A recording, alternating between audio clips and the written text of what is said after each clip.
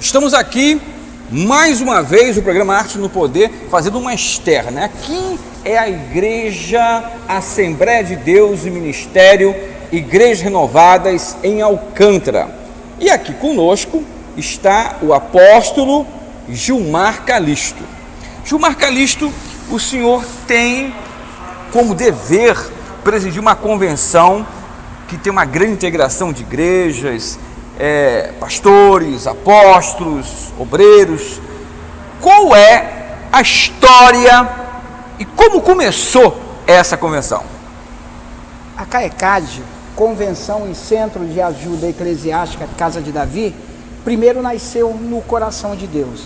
Lembrando sempre, eu faço sempre questão de frisar que o que eu mais gosto dessa instituição é tê-la como um centro de ajuda eclesiástica. Porque convenção, a gente sabe, nós temos muitas e grandes convenções, mas na sua grande maioria elas não trabalham no corpo a corpo, no intercâmbio entre as igrejas. E por sermos um centro de ajuda eclesiástica, nós estamos sempre ali em constante com os pastores, com as pequenas, médias e grandes igrejas, mas dialogando. Eu quero dizer para o senhor que em 90% dos pastores eu conheço pelo nome. Nós temos um número de igrejas e ministros bem considerado, mas eu conheço pelo nome, porque o relacionamento é muito próximo. Então nós trabalhamos no intercâmbio, trazendo para as igrejas o melhor a título de cursos, a título de capelania, a título de legalização. Temos um corpo jurídico que entre essas pessoas está o Dr. Lucas. Temos conosco o Sindicato dos Teólogos, Capelões, Bispos e Apóstolos, presidido pelo pastor Roberto, aqui de São Gonçalo, da Igreja Batista do Jardim Catarina. É o primeiro sindicato eclesiástico do Brasil. Então, nós trazemos realmente a igreja para estar conosco, que da mesma forma estamos sempre presentes com as igrejas. Atualmente, quantas igrejas estão filiadas? Aqui no município de São Gonçalo são em torno de umas 180 igrejas. 180, mas fora o estado do Rio de Janeiro, quais são os outros estados que têm Nós temos em representantes? todo o estado do Rio de Janeiro. Sim. Quero só trazer à memória algumas das pessoas valorosas dessa convenção. Sim. No estado de Pernambuco, meu forte abraço para o apóstolo Gerôncio Sabino, que está localizado ali em Garanhuns. Quero mandar um forte abraço também para o pastor que está em Campina Grande, na Paraíba, onde representa a Paraíba. Um abraço para o apóstolo Roberval e a bispa Robervânia, que ali fazem um trabalho de excelência. Temos o nosso bispo Paulo Laurindo, no estado de Alagoas, que também ali faz um bom trabalho. Temos o pastor Evandro, no estado de Minas Gerais, ele que está com um trabalho belíssimo ali, também na região de Leopoldina, Cataguases, e assim por esse Brasil afora. Estamos indo agora fazer um trabalho missionário no Uruguai, junto com a CEMIC, Secretaria de Missão e Cultura para a Infância e Adolescência. Tem um representante em Orlando, nos Estados Unidos, que é o bispo Joedson Calixto, que lá está também fazendo um trabalho de excelência. E assim estamos chegando devagarinho, sempre respeitosos com as convenções que já existem, porque são co-irmãs, são amigas nossas. A convenção foi fundada em que ano? A Convenção CAECAD foi fundada no ano de 2010. 2010. Mas a gente já está aí militando em convenção já há mais de 15 anos. Eu percebi que também a convenção existe uma casa de recuperação. Temos o Centro de Recuperação Cidade Refúgio, e lá em Tinguá temos o apóstolo Elias, que é o Centro de Recuperação Reviver em Cristo. Meu forte abraço para ele também.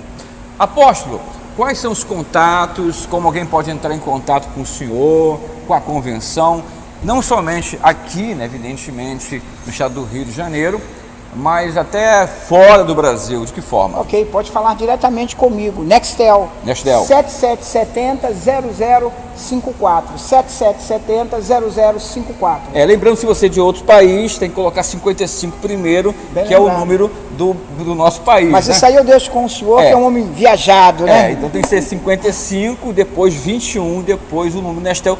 Pode repetir novamente o número do Nextel. 7770-0054. Muito bem. Estamos aqui, só para repetir novamente, na Igreja Assembleia de Deus, Ministério Igrejas Renovadas do Alcântara.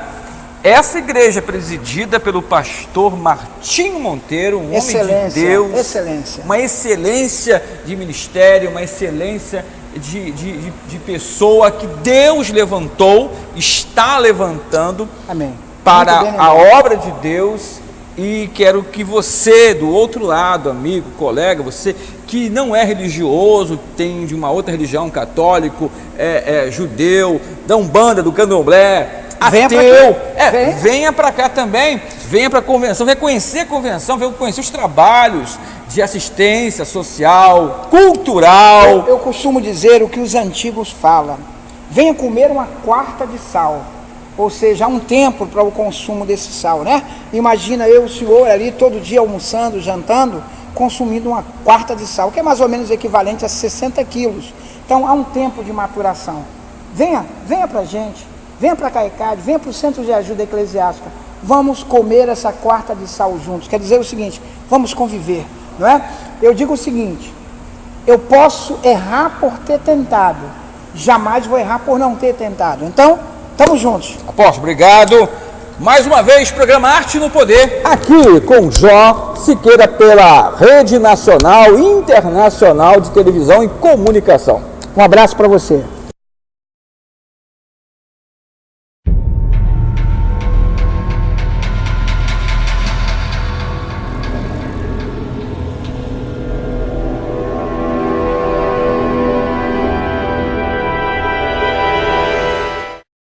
Programa Arte no Poder aqui em São Gonçalo, no estado do Rio de Janeiro, falando com o pastor Martinho Monteiro, um dos grandes líderes evangélicos, na minha opinião, não somente do Brasil, mas da América Latina. Pastor, a situação que se resume impeachment, não impeachment, pró-impeachment, o Brasil está ou não em uma situação de aceitar ou não aceitar um governo? É um governo popular? Não é um governo popular? Qual a sua opinião? Antes de mais nada, é um prazer estar aqui, Jó, conversando com os nossos amigos. Dizendo o seguinte, eu tenho uma visão muito ampla dessa situação toda, até porque milito politicamente desde os meus 16 anos de idade. Conheço muito bem o PT, aliás, participei da criação do PT no início aqui no município muito próximo, em Niterói. E lá no começo a gente já via que o PT se desviava daquele princípio de ser o representante dos trabalhadores, o verdadeiro partido dos trabalhadores. A gente começou a ver muita gente que queria levar vantagens, movimentos paralelos começaram a surgir dentro do PT com outros objetivos. O governo do PT se perdeu. Logo no primeiro ano, os 3 primeiros anos, o PT conseguiu se manter dentro do seu ideal, que seria fazer um governo social, um governo para os pobres. Mas ali, no primeiro ano, já havia toda uma turma montando um projeto de poder para 30 anos. Havia um projeto de poder para 30 anos. Esse projeto de poder era um projeto de poder de uma ditadura, de uma manipulação. A ditadura hoje é uma coisa muito mais bem montada, né? Não aquela coisa de força, mas hoje domínio da eleição,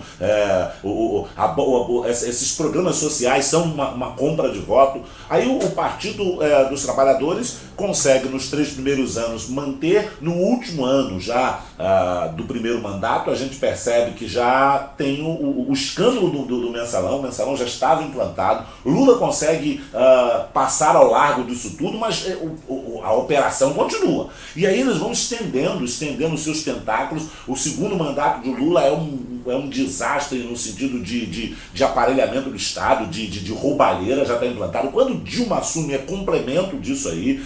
Dilma também consegue segurar um primeiro governo, a princípio bem mascarando as situações, mas a partir do segundo governo, naquele eleição para segundo mandato, Dilma começa a acusar o Aécio e os outros candidatos de tudo aquilo que eles já sabiam que iria explodir, que iria acontecer. Então eu vejo que o governo do Partido dos Trabalhadores se desviou do seu foco. O impeachment hoje é uma realidade. Isso vai acontecer. O PMDB, que é o partido das boquinhas, já pulou fora, né? Alguns outros partidos começam a seguir o PMDB, porque ninguém quer ficar mal com o próximo governo. Se o PMDB pula fora, o PMDB assim, é o fiel da balança. Se o PMDB percebe que não dá mais para ficar, é porque o PMDB tem um projeto de governo. Ninguém se engana que o PMDB não tem um projeto de governo, que Temer já até colocou aí um plano de governo. Então eu acredito que o impeachment vai sair. Acredito que a Dilma é culpada disso. Faltou liderança, faltou verdade, ir para a televisão, olhar nos olhos do povo, dizer erramos, falhamos, fizemos um monte de bobagem. Essas pedaladas fiscais, na verdade, tem pedalada em um monte de coisa. Nós vivemos hoje uma inflação mentirosa. A inflação não está só nesse patamar que eles estão colocando. Você entra no supermercado, você percebe que a inflação já passou dos 14%. Eles estão aí dizendo que não, a gente vai ter aí 8%. Isso é mentira. As pedaladas fiscais, ela pede agora, pede ao Congresso o direito de aumentar a pedalada, mas eles já tinham feito sem autorização no Congresso, ela está sendo julgada por isso. Agora a Operação Lava Jato, as escutas, colocam uma outra situação que na verdade não foi colocada no pedido de impeachment, que é a tentativa de calar a Polícia Federal, de aparelhar o Estado, não deixar que se investigue, de pressionar os juízes. Se tem uma coisa que sempre funcionou aqui, é o Supremo, né, a Polícia Federal, os juízes federais. Então o PT está demonstrando verdadeiramente que tinha toda uma máquina montada para assumir e ficar bastante tempo no poder. O problema é que eles roubaram demais. Todos os outros governos roubaram. Não vem com essa história de que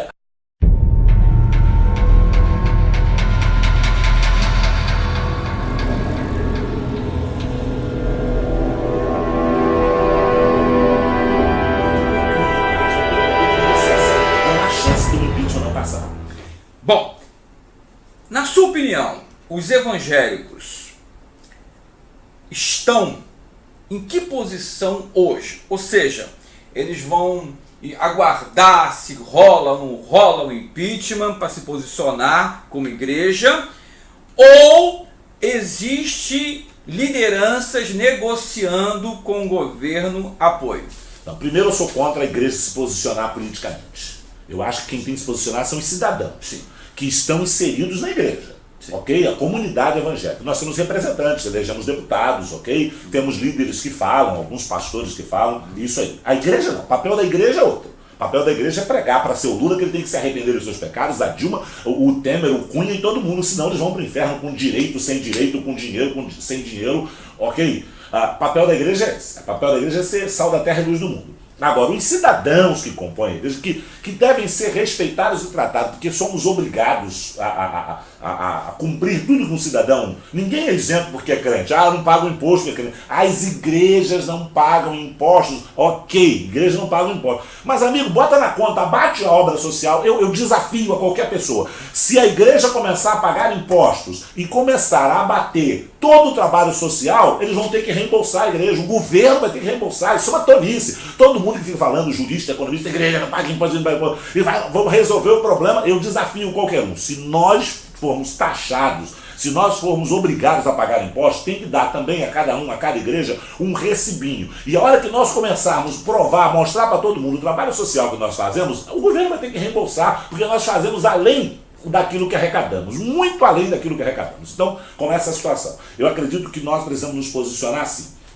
Não é contra o governo do PT, não é contra o governo da Dilma, é contra o que eles fizeram.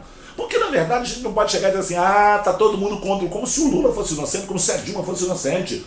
Nós, como cidadãos, na verdade, gente que votou, não concorda com o que fizeram. Eles não receberam com o voto e com o mandato o direito e a autonomia para fazer no país o que eles quisessem. Não é essa história, você contrata um gerente, ele pode roubar porque é gerente. Isso não dá procuração. O voto não é procuração para ser ilegal, para cometer crime. Você tem voto para fazer o que manda a Constituição. Então, eu acredito que o posicionamento dos evangélicos como cidadãos é fazer com que a Constituição seja respeitada. E a Constituição prevê o impeachment.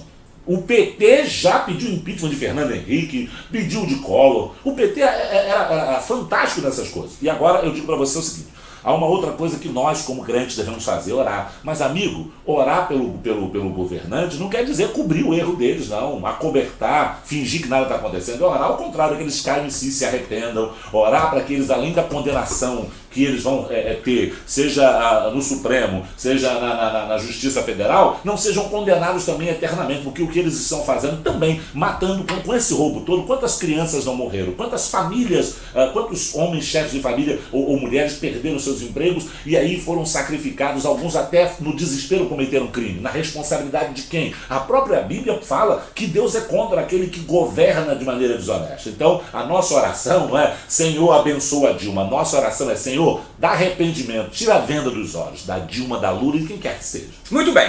Galera, essa é mais uma entrevista exclusiva para o programa Arte no Poder pela Rede Nacional e Internacional de Televisão e Comunicação Social. Em breve estaremos com outra entrevista impactante hoje com o pastor líder evangélico Martinho Monteiro.